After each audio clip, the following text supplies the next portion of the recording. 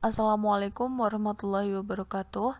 Di sini kami kelompok 7 yang terdiri dari Muhammad Zikri Adam dan saya sendiri Elisa Luglul Maknun akan menyampaikan materi tentang tasyrek pada kebangkitan kembali fikih atau Daur al-Yaqzah 656 sampai 1292 Masehi. Kondisi sosial politik pada masa Daur al-Yaqzah. Cukup lama Islam mengalami kemunduran dalam pemikiran hukum. Dunia Islam jatuh ke jurang keruntuhan, tidak ada lagi produktivitas umat Islam dalam bidang politik, ekonomi, ilmu, seni, dan lain sebagainya, layaknya pada abad kejayaan Islam sebelumnya. Setelah beberapa abad lamanya mengalami masa tersebut, akhirnya pemikiran Islam bangkit kembali. Pada pertengahan abad ke-18 Masehi, timbullah reformasi dan umat Islam melepaskan diri dari taklid.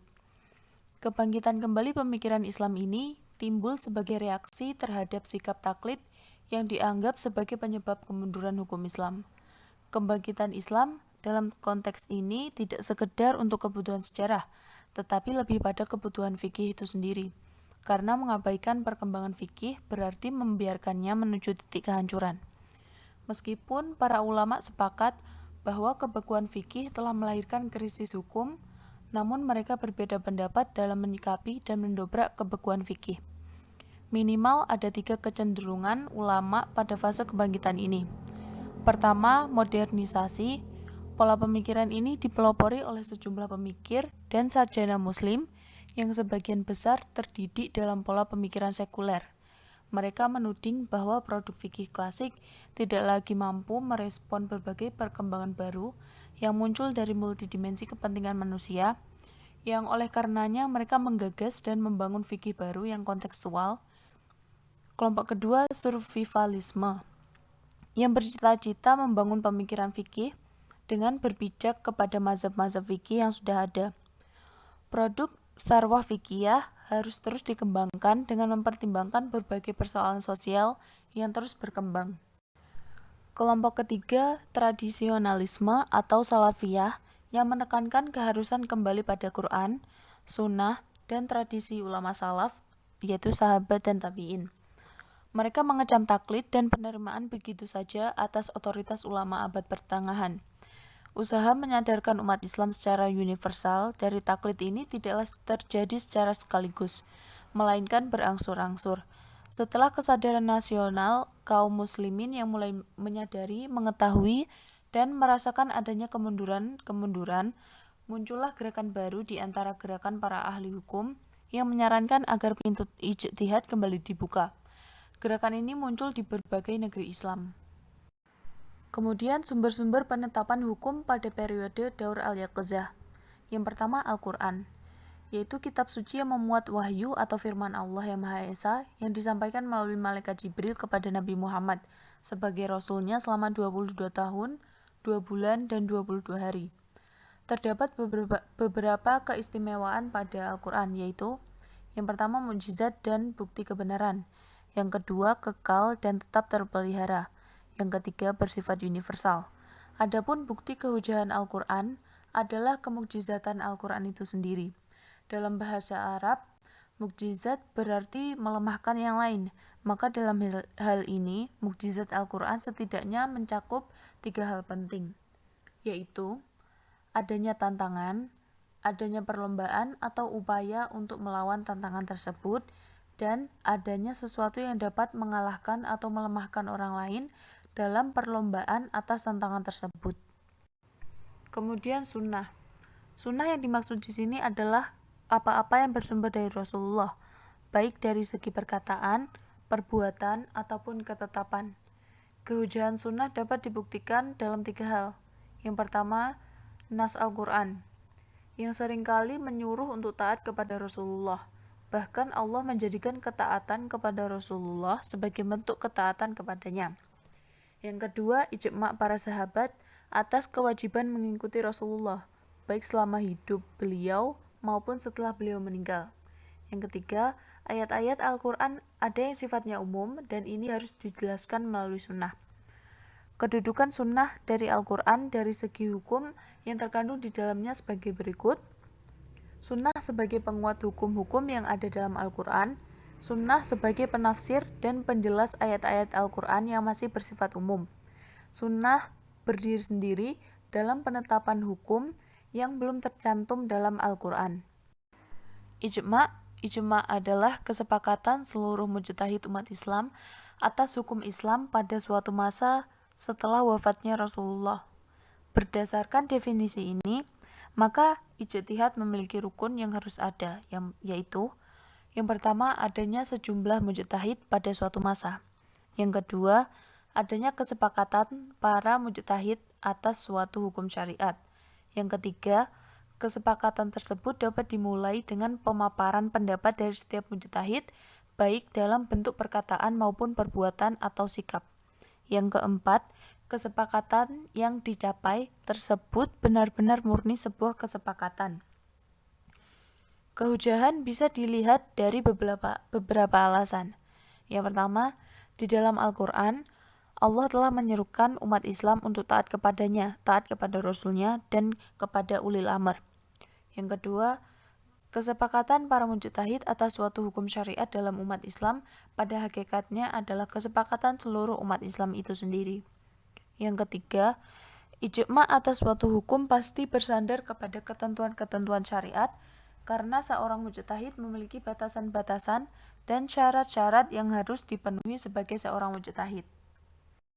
Kemudian kias, yaitu menyamakan hukum suatu kejadian yang tidak ada nasnya kepada hukum kejadian lain yang ada nasnya, lantaran adanya kesamaan di antara dua kejadian itu pada ilat atau alasan hukumnya. Setiap kias memiliki 4 rukun. Yang pertama, al-asl, yaitu sesuatu yang hukumnya terdapat dalam nas. Rukun ini biasa disebut maqdis alaih atau yang dipakai sebagai ukuran. Yang kedua, al-far, yaitu sesuatu yang hukumnya tidak terdapat dalam nas dan hukumnya disamakan kepada al-asl yang biasa disebut dengan maqdis. Yang ketiga, hukum al-asl, yaitu hukum syarak yang terdapat nasnya menurut al-asl dan dipakai sebagai hukum asal bagi al-far'i. Yang keempat, sifat atau ilat, yaitu keadaan tertentu yang dipakai dasar bagi hukum al-asl, kemudian al-far'i disamakan kepada asl dalam hal hukumnya. Baiklah, selanjutnya kita menjelaskan ataupun saya akan menjelaskan tentang tokoh-tokoh ulama fikih pada periode Darul al-Yaqzah. Yang pertama ada Imam Al-Nawawi. Beliau adalah Yahya bin Syaraf bin Hasan bin Husain An-Nawawi Ad-Damashqi Abu Zakaria. Beliau dilahirkan pada bulan Muharram tahun 631 Hijriah di Nawa, sebuah kampung di daerah Dimashq atau Damaskus yang sekarang merupakan ibu kota Suriah. Imam An-Nawawi adalah seorang yang zuhud, wara' dan bertakwa. Beliau sederhana, qanaah dan berwibawa. Beliau menggunakan banyak waktu beliau dalam ketaatan. Sering tidak tidur malam untuk ibadah atau menulis. Beliau juga menegakkan amar ma'ruf nahi mungkar, termasuk kepada para penguasa dengan cara yang telah digariskan oleh Islam. Imam An-Nawawi juga banyak sekali meninggalkan karya-karya ilmiah yang terkenal. Jumlahnya itu sekitar 40 kitab. Yang pertama di antaranya adalah dalam bidang hadis, yaitu beliau meninggalkan kitab Arba'in, Riyadus Shalihin, Al-Minhaj, At-Takrib, wa Taisir, fi Ma'rifah Sunan Al-Bashirin Nadir.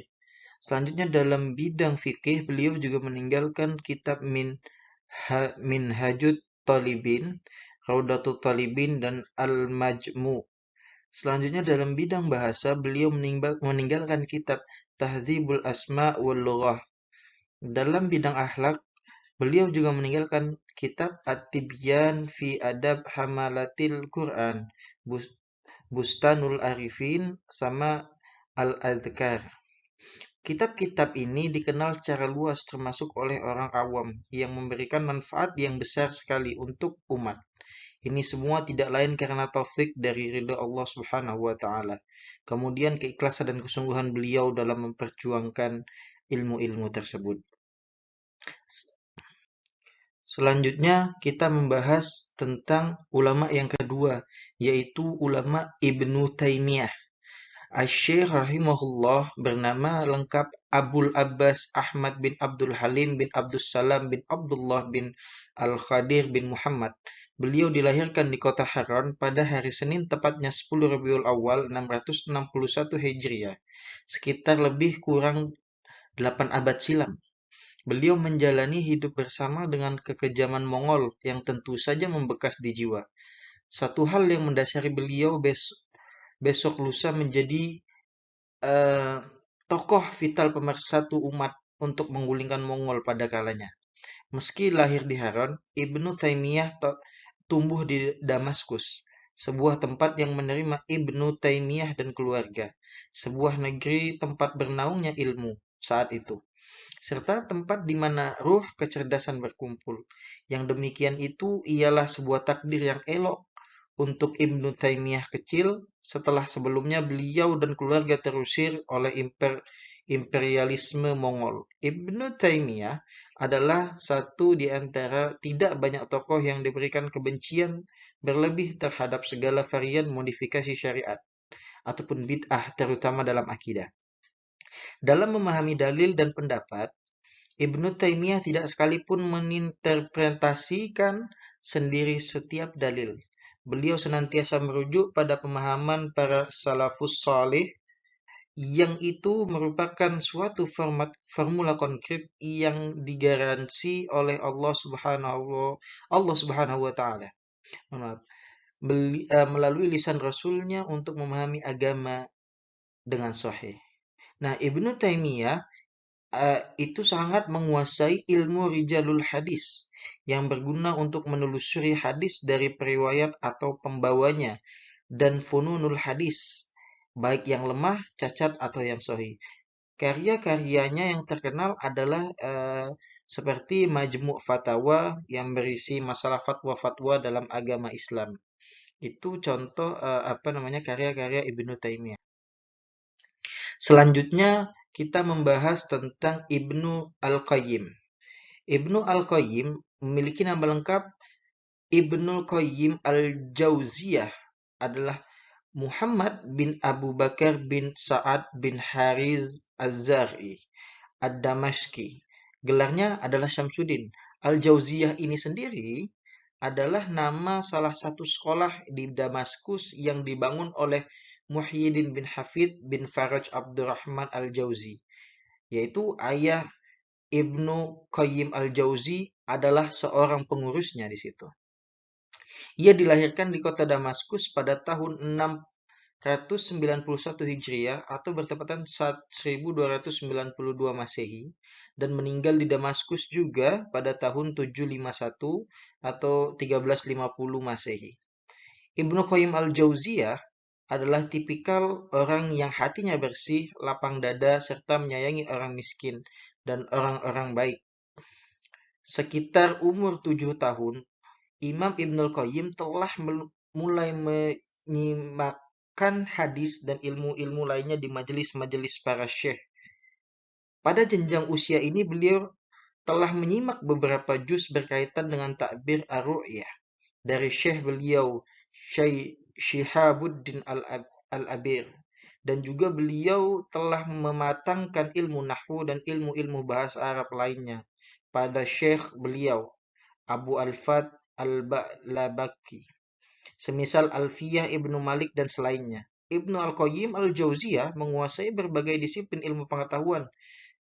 Di antaranya ada ilmu usul fiqh dan fikih yang beliau pelajari dari Syekh Syafiuddin Al-Hindi, Syekh Ibnu Taimiyah, Syekh Ismail bin Muhammad Al-Harran. Nah, Ibnu Al-Qayyim juga memiliki karya-karya tulisnya. Beliau ungkapkan dalam bahasanya dengan perlahan-lahan, indah susunannya, teratur pembagian bahasanya, dan kuat isinya. Ibnul Qayyim telah menyusun karyanya sangat banyak. Di antaranya ada Ijtima' al-Juyushi al-Islamiyah ala Ghazwi al-Mu'tilah wa al-Jahamiyah.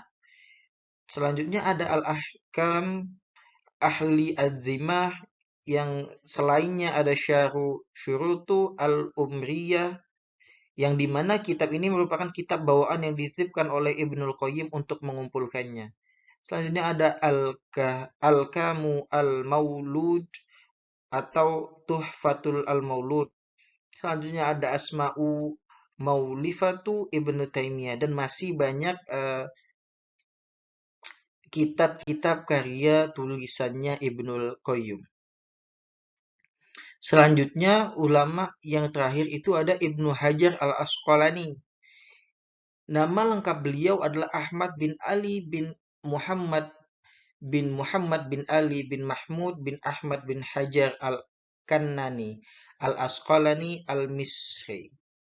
Nama lengkap beliau adalah Ahmad bin Ali bin Muhammad bin Mahmud bin Ahmad bin Hajar al-Asqalani al-Misri. Ayahnya adalah seorang ahli bidang fikih, bahasa Arab, qiraah, dan sastra. Imam Ibnu Hajar dilahirkan pada tanggal 12 Sya'ban 773 Hijriah di Mesir. Beliau tumbuh besar di Mesir setelah ibunya wafat. Lalu beliau hidup bersama ayahnya dengan penuh kasih sayang dan perlindungan yang ketat. Beliau hafal Al-Quran pada usia 5 tahun, juga hafal Al-Umdah, Al-Hawi, As-Saghir, Mukhtasar Ibnu Hajil, Al-Asli, Mulhaq Al-Arab, dan sebagainya. Kitab yang pertama kali beliau tekuni adalah kitab Al-Umdah yang didapatkan langsung dari Al-Jamal bin Zahirah di Mekah. Beliau telah memberikan jasa besar bagi perkembangan beraneka ragam bidang keilmuan untuk umat muslim. Murid beliau yang ternama yaitu Imam Asy-Syakhawi. Dalam kitab Ad-Diya Al-La'mi menjelaskan bahwa karya tulis beliau itu mencapai lebih dari 150 karya. Sedangkan dalam kitab Al-Jawahir wad-Durar disampaikan karya beliau itu lebih dari 270 karya. Di antaranya itu ada seperti kitab Ithaf al-Mahrah bi Atraf al-Ashraf, ada An-Nuqat Az-Ziraf ala Atraf, ada Ta'rif Ahli At-Taqdis bi Maratib al-Mausufin bi At-Taqdis. Selanjutnya ada Taklik At-Taklik. Selanjutnya ada Ad-Dirayah fi Tahrij Al-Hadis Al-Hidayah, dan masih banyak lagi karya-karya beliau. Kemudian gerakan Puritanisasi Wahabi. Profil Muhammad bin Abdul Wahab. Abdul Wahab adalah seorang faqih bermadzhab Hambali. Ia belajar agama ke Basrah selama 4 tahun, Baghdad 5 tahun, Kurdistan, Namdan, dan Isfahan.